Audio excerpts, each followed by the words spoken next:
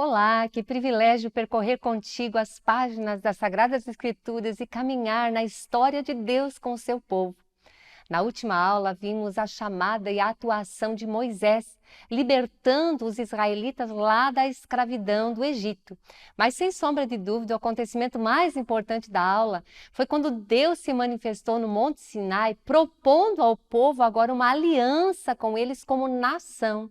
Outrora, Deus tinha chamado Abraão, feito com ele uma aliança, prometido que dos seus descendentes ele formaria um povo. E deste povo, ele traria alguém que abençoaria todas as famílias da terra. Gálatas capítulo 3, versículo 16, nos lembra dizendo, olha, quando a promessa foi feita a Abraão e ao seu descendente, não diz e aos seus descendentes como sendo muitos, mas ao seu descendente, querendo dizer com isso, se referindo a Cristo, a um só, que é Cristo. Então tenha isso em mente durante toda a nossa jornada, que toda essa história, essa aliança que Deus propôs a Abraão, Isaac, Jacó e agora o momento que Deus propõe aliança com Israel como nação, é justamente para preparar o caminho para trazer o Messias, Jesus, o Salvador. Deus tem em mente a minha vida e a sua vida, nós somos alvo. Então toda essa história da Bíblia tem a ver comigo e contigo. Depois que o povo levantou o acampamento, porque a nuvem que os guiava levantou, e eles percorreram parte do deserto e chegaram num determinado lugar, e então Deus dá uma orientação a Moisés. Diz, Moisés, separa um representante de cada uma das 12 tribos de Israel e envie-os a uma missão de reconhecimento da terra. Nós encontramos isso no livro de Números, no capítulo 13, que diz, envia alguns homens em missão de reconhecimento à terra de Canaã, terra que dou aos israelitas. Quero aproveitar o momento para falar um pouquinho da terra de Canaã, ou a terra prometida. O nome mais antigo que conhecemos, essa parte geográfica, é terra de Canaã. Por quê? Porque ela foi povoada por Canaã, neto de Noé. Lemos isso lá em Gênesis, no capítulo 10, onde os descendentes de Noé se apartaram e então uns foram para um lado, outros para outro, e Canaã, neto de Noé, povoou então esta terra. Mais tarde, os gregos passaram a chamar Palestina, que vem de Filístia, ou até mesmo de Filisteu, porque eram os povos antigos que habitavam nessa costa do Mediterrâneo. E a localização da Terra Prometida, Canaã ou Palestina, esses vários nomes, é muito interessante porque é um corredor natural, é uma ponte que liga praticamente 3 continentes, a África, a Ásia e a Europa, tendo ao lado o deserto e do outro lado o mar Mediterrâneo. Então é um corredor. Por conta disso, sempre foi muito cobiçado. É uma rota tanto de comércio quanto da passagem das tropas. Constantemente, nações subjugavam umas às outras e esse território sempre foi muito desejado e passava por constantes invasões, porque precisava, o povo que conquistava queria ter essa rota tanto de comércio como de livre passagem das suas tropas. Mas, ao perceber todo esse cenário, nós vemos o propósito divino de colocar o seu povo, que deveria demonstrar o verdadeiro Deus e ser luz para todos os povos, colocar o seu povo num centro geográfico onde eles pudessem exercer a maior influência possível no mundo antigo. Deus caminhando na história e até na escolha geográfica do lugar onde ele plantaria o seu povo. Mas enfim, então Moisés faz isso, escolhe 12 espias, representantes de cada uma das tribos, e aqui os nomes importantes para nós, Josué e Calebe, 2 desses espias. E no versículo 25 diz, ao fim de 40 dias eles voltaram da missão de reconhecimento daquela terra. Versículo 26, então eles retornaram a Moisés e Arão e a toda a comunidade de Israel em Cádiz, no deserto de Parã, onde prestaram relatório a eles e a toda a comunidade de Israel, e lhes mostraram os frutos da terra, e deram o seguinte relatório a Moisés, entramos na terra a qual você nos enviou, onde manam leite e mel. Aqui estão alguns frutos dela. Aqui o local onde eles foram espiar era muito próximo de onde eles estavam. Quer dizer, eles poderiam conquistar rapidamente esse território que Deus estava entregando a eles. E quando eles voltam de espiar a terra, todos concordam. Realmente é exatamente como Deus disse, é uma terra que mana leite e mel. Eles trouxeram, numa outra passagem aqui anteriormente, nós vemos que um cacho de uvas precisou ser carregado no ombro de 2 pessoas, tamanha era a produção. Então, uma terra fértil, tudo que Deus tinha dito era verdade. Mas o relatório não termina aqui. Olha o versículo 28. Mas o povo que lá vive é poderoso, as cidades são fortificadas e muito grandes. Também vimos descendentes de Enaque, que são gigantes. Eles concordaram com aquilo que Deus tinha dito, viram com os seus próprios olhos que a terra era boa, uma terra que mana leite e mel, mas eles se concentraram nas dificuldades, falaram, olha, cidades emuradas, nós vimos lá gigantes, é um povo forte. Eles se concentraram naquilo que era difícil. Versículo 30, então Caleb fez o povo calar-se perante Moisés e disse, subamos e tomemos posse da terra, é certo que venceremos.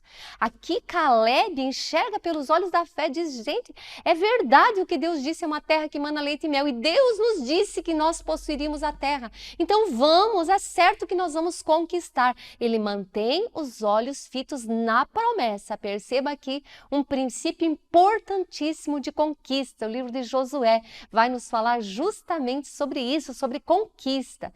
Manter os olhos nas promessas de Deus e não nas circunstâncias que são contrárias. Versículo 31. Mas os homens que tinham ido com ele disseram, não podemos atacar aquele povo, é mais forte do que nós.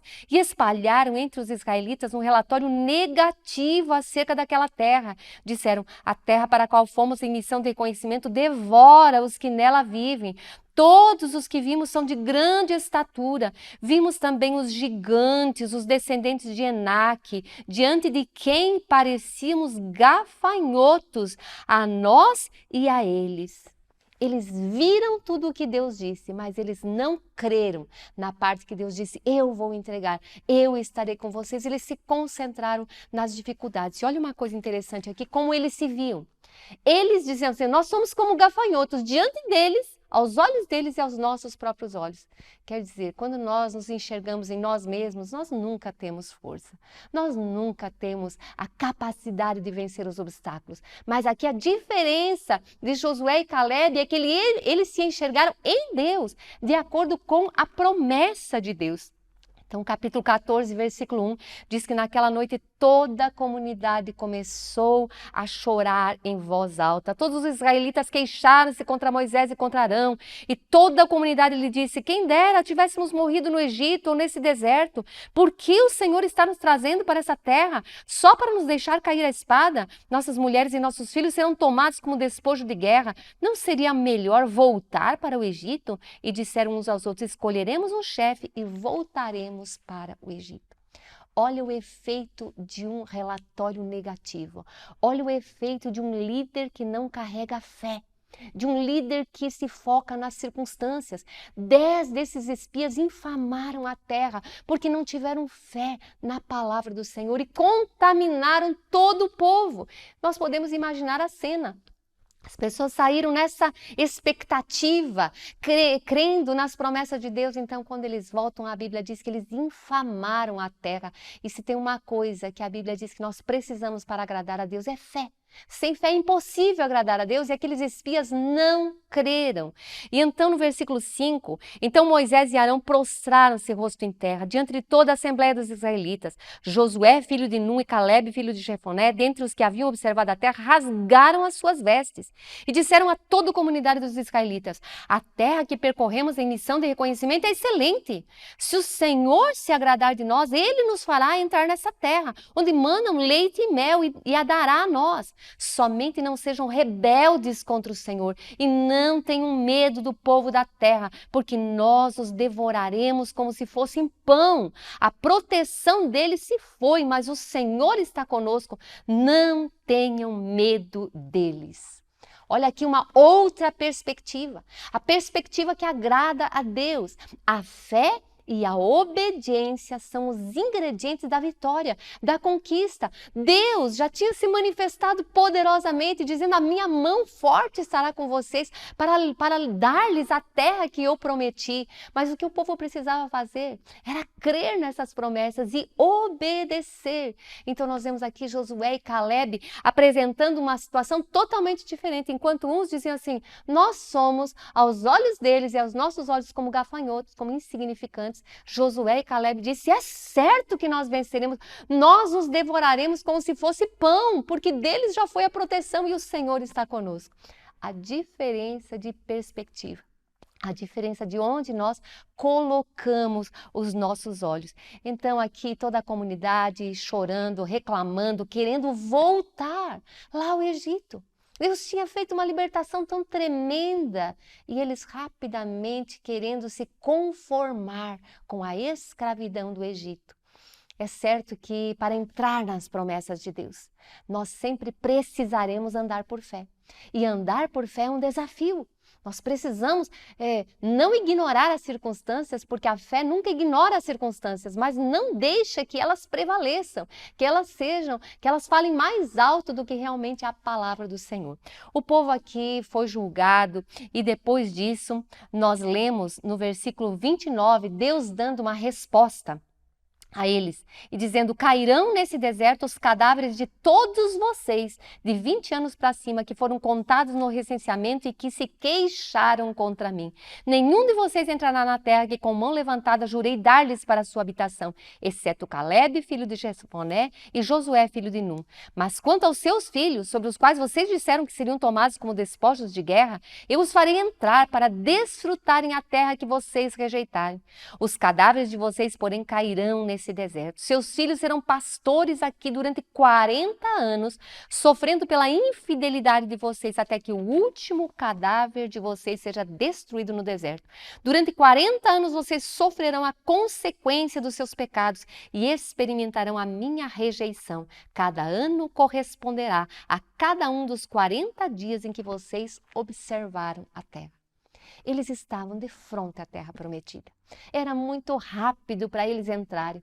No entanto, porque infamaram a terra, porque eles não creram nas promessas do Senhor, eles entraram numa disciplina, vagando pelo deserto por 40 anos. Todo o livro de Números vai relatar exatamente isso, esse trajeto do povo de Israel andando em círculos nesse deserto até que todos os dessa geração de 20 anos para cima morressem e então os seus filhos pudessem herdar a terra.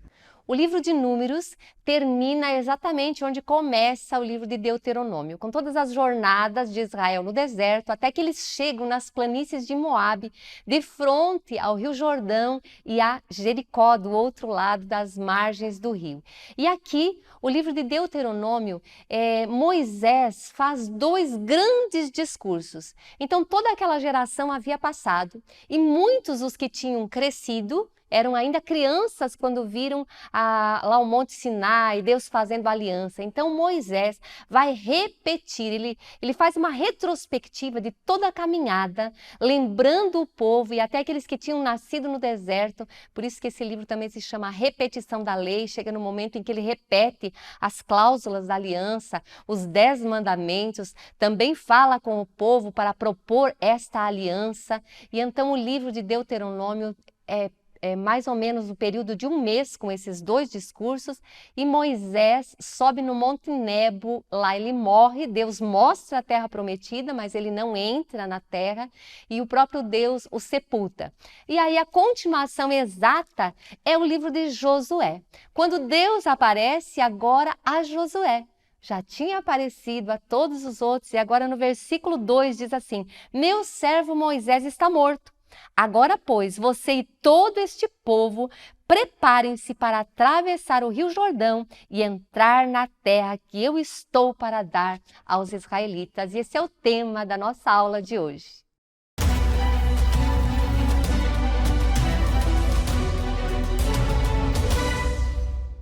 Esse acontecimento é um marco de divisão da história.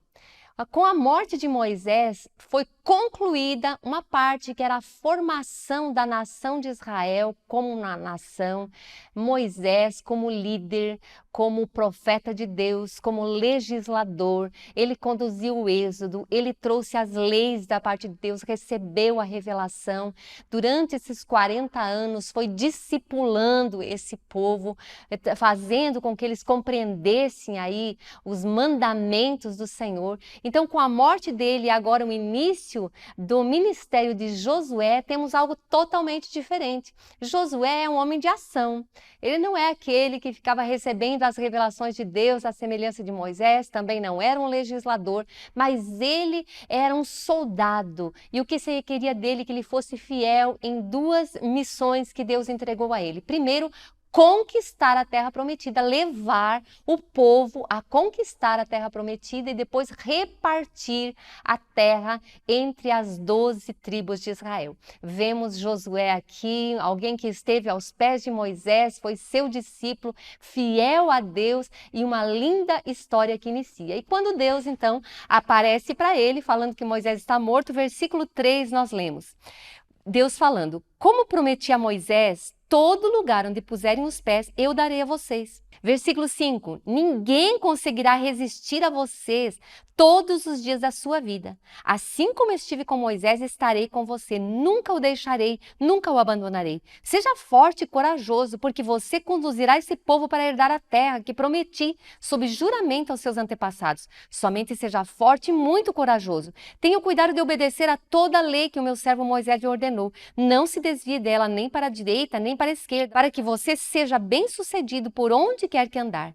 Não deixe de falar das palavras desse livro da lei e de meditar nelas de dia e de noite, para que você cumpra fielmente tudo o que nele está escrito. Só então os seus caminhos prosperarão e você será bem-sucedido. Não fui eu que lhe ordenei? Seja forte e corajoso, não se apavore, nem desanime, pois o Senhor, o seu Deus, estará com você por onde você andar. Deus então aparece, lhe dá instruções e lhe dá um grande encorajamento. Quantas vezes Deus repetiu aqui? Seja forte e corajoso. Por quê? O desafio era humanamente impossível, mas Deus reforçando sempre que ele estaria presente, estaria com ele, por causa da mão do Senhor, ele teria vitória. Aqui o princípio da conquista, que eu vou repetir muitas vezes, é um princípio. A conquista vem pela fé e a obediência. A fé e a obediência sempre encontrarão milagres, sempre encontrarão a atuação sobrenatural de Deus cumprindo as suas promessas. Temos um outro princípio importante aqui, quando Deus diz assim, olha, como prometi a Moisés, todo lugar que puserem os pés eu darei a vocês. Mas Deus tinha prometido toda aquela terra. Mas agora ele diz, olha, em todo lugar que vocês pisarem a planta dos pés. O dar é de Deus, mas o possuir é do homem. Esse é um princípio incrível em toda a Bíblia. As promessas de Deus já foram feitas. Josué é um tipo de Jesus. Josué vai conquistar uma terra e vai desalojar inimigos de Deus, inimigos daquela terra. Nós já vamos entender os motivos e você vai compreender biblicamente por que disso. Mas Jesus vem para destronar todos os inimigos espirituais e vem para conquistar. Lá em Efésios diz, bendito seja o nosso Deus e Pai, que através de Jesus já tem nos abençoado com toda a sorte de bênçãos espirituais nas regiões celestiais. Por causa de Jesus, em Jesus. Então, Josué é um tipo de Jesus. Ele vem para conquistar uma terra física, Jesus para conquistar um terreno espiritual. Só que o dar é de Deus. E o possuir é do homem. Então, existe um papel aqui como igreja de nós avançarmos e conquistarmos todas as promessas que já nos foram dadas através de Jesus. Então ele dá essas ordens para Josué e logo na sequência, no versículo 10, Josué então reúne os líderes do povo, diz para eles percorrerem o acampamento e pedirem que o povo se prepare, porque eles vão entrar na terra. Aqui é um ponto interessante para nós analisarmos um pouquinho o contexto em que viviam os povos aí de Canaã. Eles não estavam organizados como um reino, mas eles eram cidades-estados, onde cada cidade era murada, tinha a sua própria independência, com reinos próximos, e muitas vezes eles lutavam até entre eles. E Muitos povos que invadiam, como eu já comentei, por ser esse corredor importante, essa rota, eles estavam debaixo de constantes invasões e eles evitavam a guerra pagando tributos. Neste momento, nos dias de Josué, o Egito estava recebendo tributos deles, mas por conta de outras situações lá com o Egito, eles se desinteressaram por Canaã, então eles estavam abandonados pelo Egito, estavam constantemente sendo atacados e as guerras entre eles, essas cidades-estados, tinham enfraquecido muito aí a região. Um momento, então, propício para uma conquista. Um outro aspecto extremamente importante para nós dentro dessa linha de Deus caminhando na história, ou nós compreendermos, eu tenho dito que o objetivo dessa série é você compreender o coração de Deus. Entender quais são as intenções de Deus. Deus é bom o tempo todo.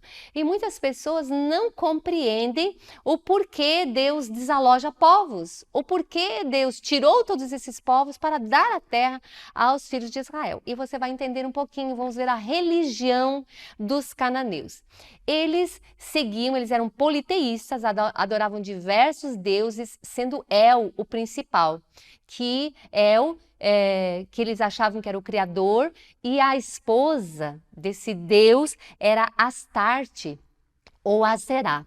Dentre os muitos filhos, Baal era o principal deles, que era o Senhor. Eles acreditavam que ele era o criador dos céus e da terra, era o Deus que controlava a vegetação, a chuva, a fertilidade da terra, e por conta disso existia muita prostituição no culto que eles ofereciam, porque a fertilidade da terra e a vida, a vegetação, vinha das relações sexuais entre os deuses. E por isso, o seu culto envolvia muitas orgias, envolvia feitiçaria, orgias, adivinhação e sacrifícios humanos. Aí no seu culto tinha tudo isso.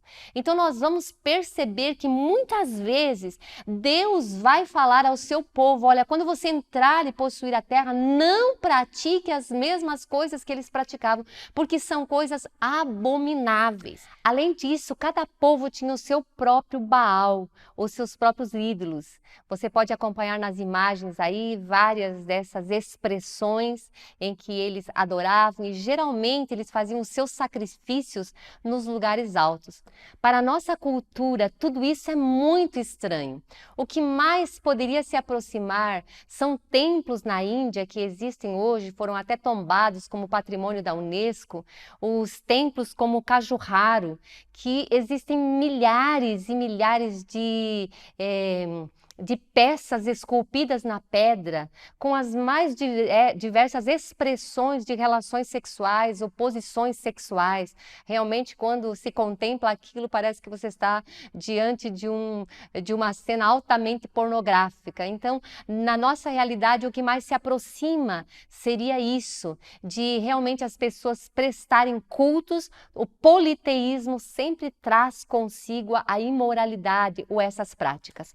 Nós entendemos aqui, biblicamente falando, que os pecados contra a natureza se tornaram tão graves e encheram de tal maneira a terra, que a Bíblia diz que a terra vomitou os seus habitantes. Nós encontramos em Deuteronômio capítulo 12, versículo 31, Deus falando: não adorem o Senhor, o seu Deus, da maneira como fazem estas nações, porque ao adorarem os seus deuses, eles fazem todo tipo de coisas repugnantes que o Senhor odeia, como queimar seus filhos e filhas no fogo em sacrifício aos seus deuses. Levítico capítulo 18, Deus vai dar diversas leis sobre a pureza. E então ele vai mencionar no versículo 27, pois todas essas abominações foram praticadas pelos que habitaram esta terra antes de vocês, e por isso a terra ficou contaminada. E se vocês contaminarem a terra, ela os vomitará, como vomitou os povos que ali estavam antes de vocês. Então, claramente, nós percebemos, e aqui espero que você realmente abra seu coração para compreender que é uma dificuldade de muitas pessoas que leem a Bíblia, sobretudo o Antigo Testamento, não compreender o juízo de Deus, o porquê Deus mandava fazer guerra e destruir todos dentre aquele povo.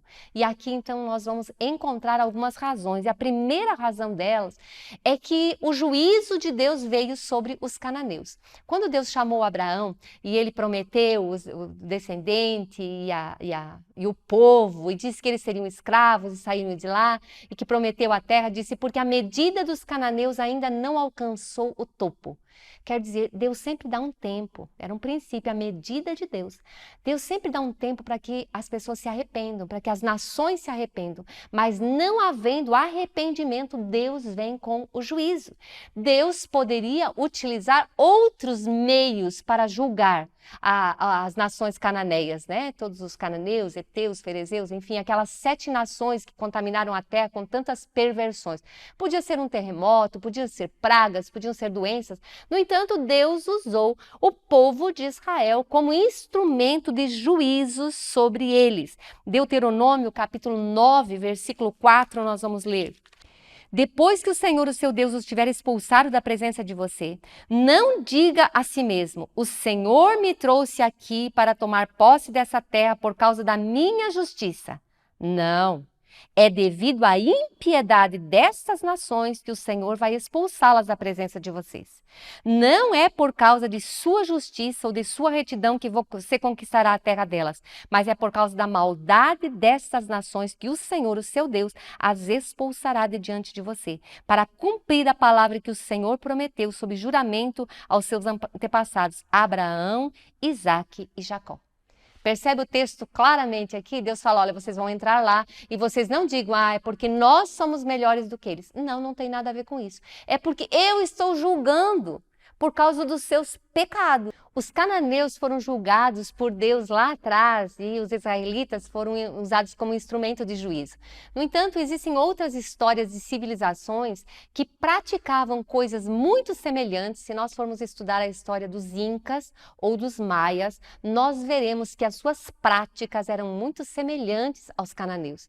O sacrifício de crianças, sacrifícios humanos, derramamento de sangue, prostituição cultural, tudo isso fazia parte. Hoje, onde estão essas grandes civilizações? As nações sobem, mas as nações também são abatidas. Deus dá o tempo para que cada nação se julgue. Então, o primeiro motivo para Deus realmente expulsar é porque era um juízo por causa dos seus pecados. Um segundo motivo que Deus ordenou o extermínio dos cananeus foi para proteger o povo escolhido da contaminação de uma religião depravada. Olha o que diz Deuteronômio capítulo 7, versículo 4, quando proíbe que os israelitas tomem por mulheres as mulheres desses povos. Diz o seguinte, pois elas desviariam seus filhos de seguir-me para seguir a outros deuses, e por causa disso a ira do Senhor se acenderia contra eles e rapidamente os destruiria. É como uma cirurgia para remover um câncer. É difícil, é sofrido, é invasivo, mas precisa remover o câncer para salvar o corpo. Assim também, Deus precisou exterminar essas culturas que estavam tão contaminadas para que não contaminasse todo o corpo. Lembra que Deus tem um alvo, Deus caminha na história. Deus está pensando em mim e em você. Ele precisava que esse povo permanecesse puro, seguindo o Senhor, porque Deus tinha um plano em mente. E um terceiro motivo disso é para gravar na mente dos próprios israelitas que a imoralidade, que são essas práticas contrárias à palavra de Deus, que trariam destruição. Como estavam destruindo agora as nações cananeias se eles não observassem os mandamentos de Deus e não permanecessem no caminho do Senhor, eles também seriam destruídos como nação. Lemos isso em Levítico, capítulo 18, versículos 27 e 28. Pois todas essas abominações foram praticadas pelos que habitaram essa terra antes de vocês, por isso a terra ficou contaminada. E se vocês contaminarem a terra, ela os vomitará, como vomitou os povos que ali estavam antes de vocês. Então, terceiro motivo, uma advertência clara ao povo de Israel, dizendo o porquê eles estavam herdando e também eles poderiam perder a terra. E essa instrução do Senhor se provou muito pertinente com o tempo. Nós vamos ver, infelizmente, a nação de Israel se pervertendo e o juízo de Deus também tendo que alcançar essas nações para que Deus pudesse dar continuidade ao seu plano. No nosso próximo bloco, entraremos aqui na preparação de Josué com todo o povo para a conquista da terra.